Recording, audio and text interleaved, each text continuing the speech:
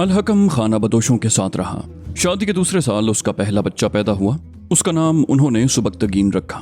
बच्चे की माँ का ये वहम और गहरा हो गया कि ये बच्चा नाम पैदा करेगा। अलहकम बाज़ औक़ात अपनी बीवी की बातें सुनकर हंस पड़ता। एक रोज़ नौजवान बीवी ने करारुल हकम से पूछा, तुम्हारा दिल अभी इस खाना बदोश जिंदगी से उचाट नहीं हुआ? अलहकम ने कहा, मेरा दिल तो उचाट नहीं हुआ। ये सोच आती है कि बच्चे को मैं इस जानवरों जैसी जिंदगी से दूर ले जाऊं।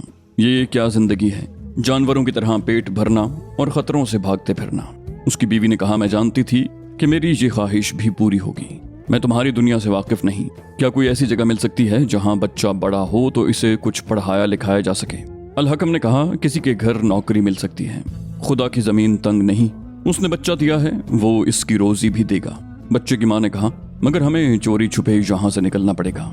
ये लोग तुम्हें जिंदा नहीं छोड़ेंगे क्योंकि तुम मुझे मुफ्त ले जा रहे हो। तुम्हें इन्होंने मेरी कीमत के तौर पर अपने साथ रखा था। मैं तुम्हें तरीका बताती हूँ। कल सुबह लकड़ियां चुनने के बहाने निकलेंगे, फिर वापस नहीं आएंगे। और उन्होंने ऐसा ही किया। उस दिन बच्चे की उम्र 6 माह हो चुकी थी। मियाँ बीवी बच्चे को उठाकर सबको ये बताकर गए कि लकड़ियां चुनने जा रहे हैं। दोपहर तक वापस ना आए तो बूढ़ों को शक हुआ।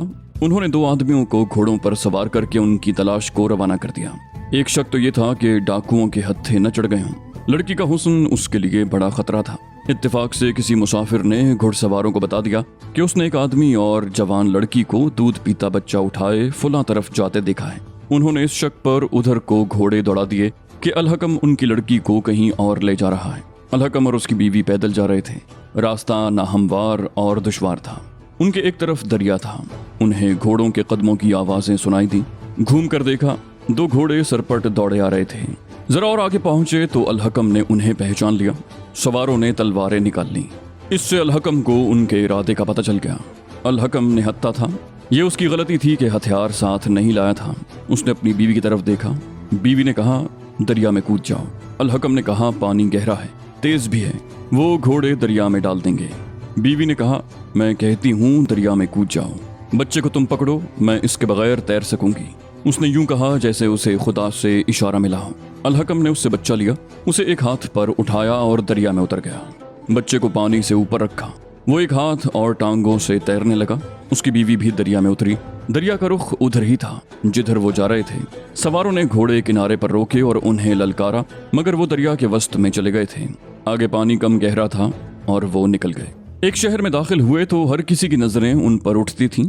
ये अलहकम की बीवी की कशिश थी। चूंकि कपड़ों से दोनों गरीब और परदेसी लगते थे, इसलिए लड़की लोगों को और ज्यादा खूबसूरत लगी। मुफलिस की बेटी को कौड़ियों के दामों खरीदा भी जा सकता है और उसे बेखौफ खतर इगवा भी किया जा सकता है। यह उस लड़की की खूबसूरती का ही करिश्मा था कि करारुल हकम को घोड़ों के एक बहुत बड़े सौदागर के महल जैसे मकान में मुलाजिमत मिल गई। मुलाजिमत के साथ उसे अस्तबल के साथ एक झोंपड़ा भी दिया गया। अलहकम अस्तबल में काम करने लगा। उसकी बीवी बच्चे की खातिर झोंपड़े में रहती, लेकिन उसे ज्यादा दिन फारिग न रहने दिया गया। उसे महल में काम करने के लिए बुला लिया गया। उसे एक बुढ़िया के सुपुर्द किया गया जिसने उसे नहलाया और उसे अपने पास से ऐसा लिबास पहनाया जिसमें उसके बाजू और ऊपर से गर्दन और सीने का हिस्सा उरिया रहे। ये शहजादियों का लिबास था जो उसे पसंद ना आया, लेकिन बुढ़िया ने उसे कहा कि आका गंदी खादिमा को पसंद नहीं करते। उसने वो लिबास पहन लिया। उसमें उसे खुद शक होने लगा कि वो खाना बदोशों की बेटी नहीं। उसके बाल धुल कर निखरे और उसके शानों पर बिखरे तो उसे पता चला कि उसके बाल रेशम जैसे मुलायम और चमकदार हैं। बुढ़िया उसी वक्त उसे आका के पास ले गई। अधेड़ उम्र आका की आंखें चमक उठी। उसके इशारे पर बुढ़िया बाहर निकल गई। आका ने लड़की को करीब बैठने को कहा। लड़की खड़ी रही। वो आका की नीयत समझ गई थी। आका ने उठकर उसे बाजू से पकड़ा तो वो बाजू छुड़ाकर परे हट गई। आका ने कहा, मुझे बताया गया है कि तुम खाना बदोशों की लड़की हो, मगर अपने आप को तुम किसी बादशाह की बेटी समझती हो। मैं तुम पर हुक्म नहीं चला रहा। इनाम दूंगा, शहजादी बनाकर रखूंगा। लड़की दरवाजे में जा खड़ी हुई। आका के चेहरे पर गुस्सा साफ नजर आया।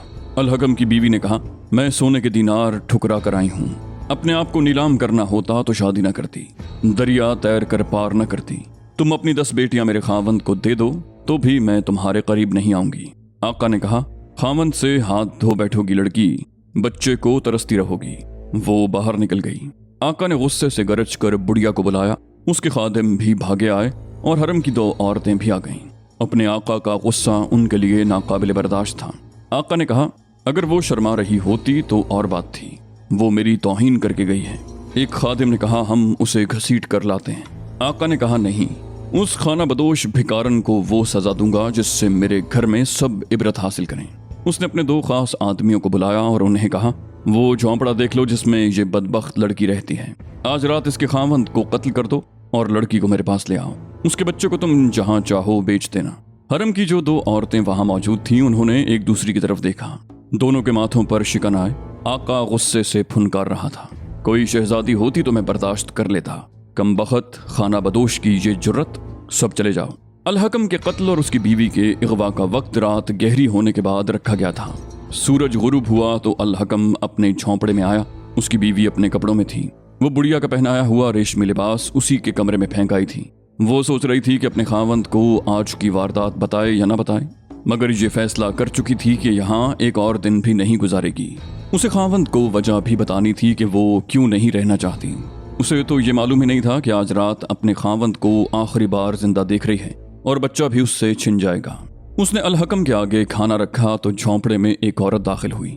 उसने झोंपड़े का दरवाजा बंद कर दिया और अल-हकम से कहा, खाना खत्म करो और अपनी बीवी और बच्चे को साथ लो और यहाँ से निकल जाओ। शहर में न ठहरना। ये औरत उन 2 में से एक थी जो आका की गरज सुनकर उसके कमरे में गई थी।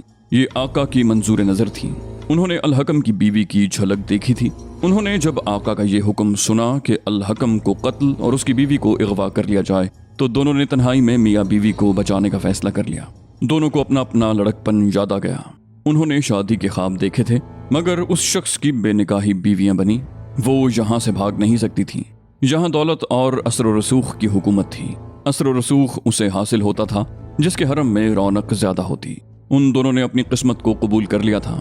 गुनाहों की दुनिया में आकर वो सरापा फरेब बन गई थी। उन्होंने आका को हाकिमों में मकबूल बनाने के लिए अपने जादू चलाए थे। हरम की साजिशों और सियासत में वो पेश थी और अपनी खूबियों और फरेबकारियों की बदौलत आका पर छा गई थी। मगर उनके अंदर वो औरत मर न सकी जो एक खावंद और मुसर्रतों से मखमूर इज़्दिवाजी जिंदगी की मुतमन्नी होती है।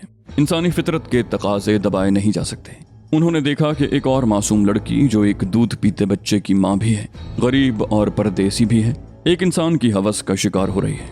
वो खुद तो लड़कपन में मासूमियत और अपने ख्वाबों को बचा न सकी। उन्होंने इस लड़की को बचाने का फैसला कर लिया।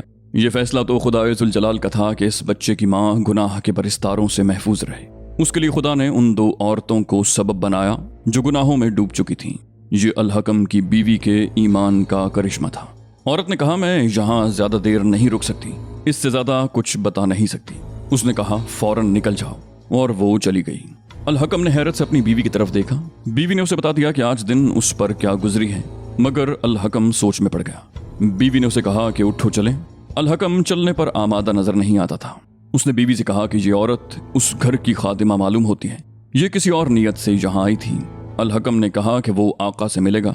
बीवी जिद करने लगी कि उन्हें यहाँ नहीं रुकना चाहिए।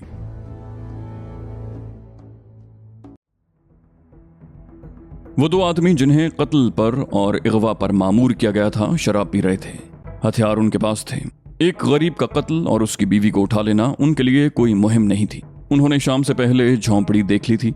उन्हें किसी कानून का डर नहीं था। वो खुश थे कि उन्हें इनाम मिलने का जरिया पैदा हो गया है। वो उठे और अल-हकम की झोंपड़ी की तरफ चल पड़े। वो हंसते खेलते जा रहे थे। झोंपड़ी का दरवाजा बंद था। एक ने दूसरे से कहा कि तुम लड़की को पकड़ लेना। उसने दरवाजा खोला। अंदर अंधेरा था। एक ने गरज कर कहा, उठो ए, मगर अंधेरे में कोई हलचल न हुई। जवाब में कोई आवाज सुनाई न दी। उन्होंने एक बार फिर ललकारा। अब के भी खामोशी रही। अंधेरे में टटोला, वहां कोई भी नहीं था। वो शायद गलत झोंपड़े में आ गए थे। वो दूसरे झोंपड़े में देखने लगे। अल-हकम और उसकी बीवी शहर से निकल गए थे। अल-हकम ने कहा, हम पर खुदा की जमीन तंग हो गई है।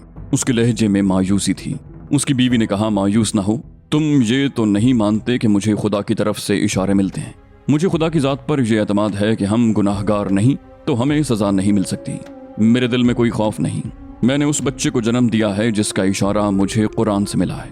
अल-हकम ने उसे गुस्से से कहा, तुम पागल हो। खुदा हम पर इसीलिए नाराज है कि तुम दावा करती हो कि तुमने पैगंबर को जन्म दिया है। ये खप्त दिमाग से निकाल दो। कुरान को तावीज न समझो। मुझसे गलती हुई कि तुमसे शादी कर ली। बीवी बदसूरत हो तो अच्छी रहती है। अब मैं तुम्हारी हिफाजत करूं या कहीं काम करके तुम्हारा पेट भरूं? उसकी बीवी ने कहा, मैं अपनी हिफाजत खुद कर सकती हूँ। तुम कुरान के मानी भी जानते हो और फिर भी ऐसी बातें करते हो। अल-हकम ने कोई जवाब न दिया। اس کے دل پر افسوس اور غصے کا قبضہ تھا۔ اس نے مذہب اور خدا سے رشتہ توڑ لیا تھا۔ الحکم نے پوچھا واپس چلے چلیں؟ بیوی نے پوچھا کہاں؟ الحکم نے کہا تمہارے قبیلے میں، وہ لوگ وہیں ہوں گے یا کہیں مل جائیں گے۔ اس کی بیوی نے کہا پھر کیوں نہ گھوڑوں والے آقا کے پاس چلے جائیں، میں اپنے جسم سے تمہیں بہت دولت کما دوں گی، تم آنکھیں بند رکھنا، یہی سمجھتے رہنا کہ تمہاری بیوی نیک اور پاک ہے۔ کیا تم مرد ہو؟ کیسے مرد ہو؟ میں اپنے بچے کو تم جیسا مرد نہیں بننے دوں گی۔ الحکم نے غصے سے کہا پہلے یہ دعا کرو کہ بچہ زندہ رہے۔ اس کی بیوی نے کہا یہ بچہ زندہ رہے گا اور ایک روز ابراہیم علیہ السلام کی طرح تمہیں کہے گا کہ میرے باپ، جو علم مجھے ملا ہے وہ خدا نے تمہیں نہیں دیا، میرے ساتھ آ جاؤ، میں تمہیں سیدھے راستے پر لے جاؤں گا۔ وہ کچھ نہ کچھ بولتی رہی اور دونوں چلتے گئے۔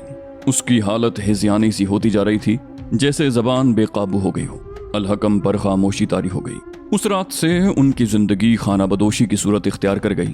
فرق یہ تھا کہ وہ جنگلوں کی بجائے شہروں میں رہتے تھے۔ الحکم کو کہیں نہ کہیں نوکری مل جاتی، سال 2 سال کچھ کما کر وہ کہیں اور چلے جاتے۔ بچہ 4 سال کا ہوا تو اس کی ماں نے الحکم سے کہا کہ اب کہیں مستقل ٹھکانہ کر لیں، جہاں بچے کو کسی مسجد یا کسی استاد کے پاس بٹھا دیا جائے، ورنہ یہ بھی بڑا ہو کر ہماری طرح در بدر مارا پھرتا رہے گا۔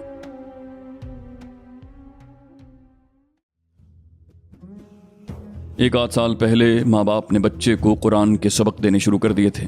ماں بچے کو بڑے غور سے دیکھتی رہتی تھی۔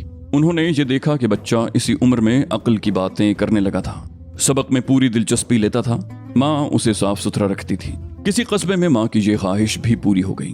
وہاں کی مسجد کے امام نے بچے کو اپنی شاگردی میں بٹھا لیا۔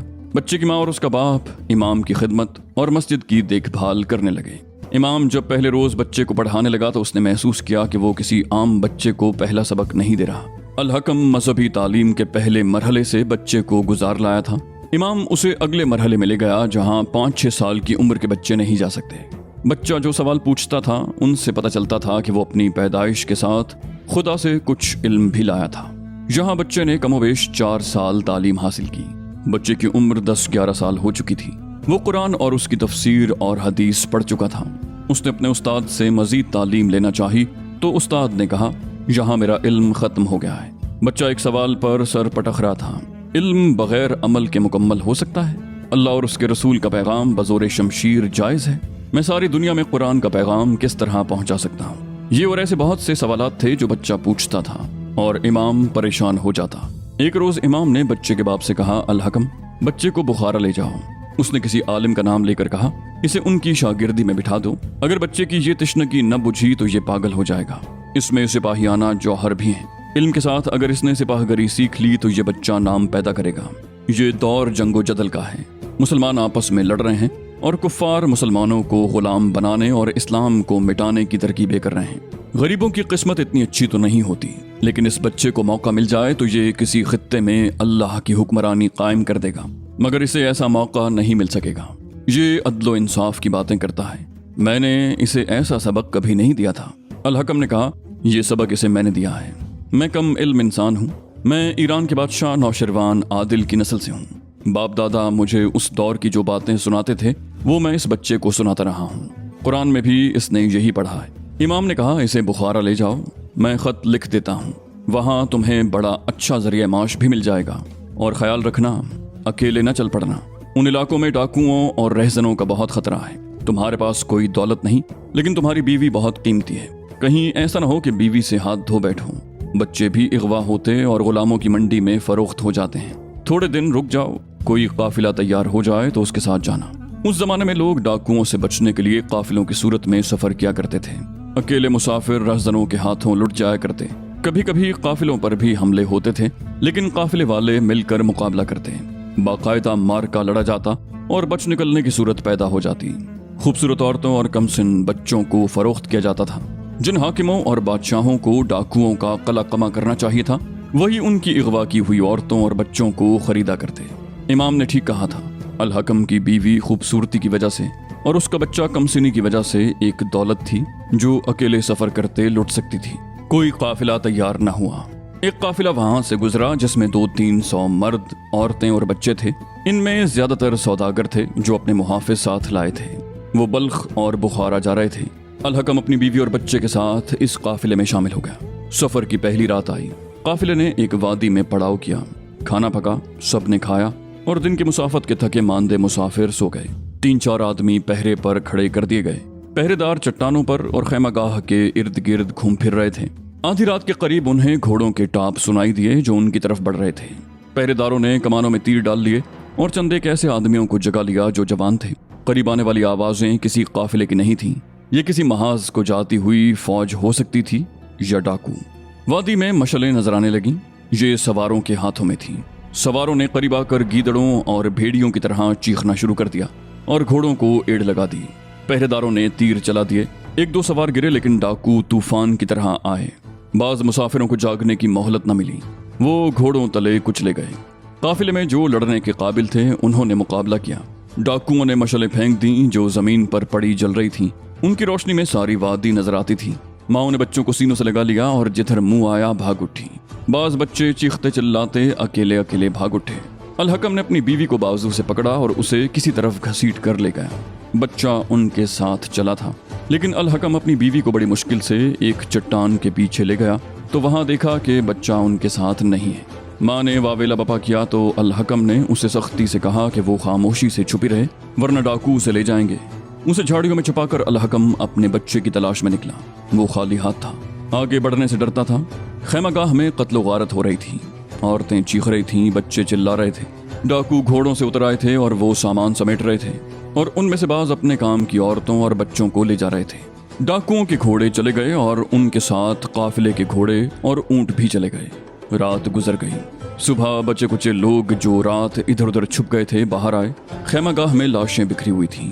कीमती सामान और तमाम जानवर गायब थे। कुछ बच्चे मरे हुए और कई लापता थे और जवान औरतें सिर्फ वो मौजूद थीं जिन्हें भागने और छुपने का मौका मिल गया था। इनमें अल हकम की बीवी भी थी। वो दीवानगी के आलम में अपने बच्चे को ढूंढ रही थी। उसे बच्चा तो ना मिला, बच्चे का बाप मिल गया, मगर वो जिंदा नहीं था। उसके पहलू में बर्छी या तलवार लगी थी। लाश खून में लथपथ थी।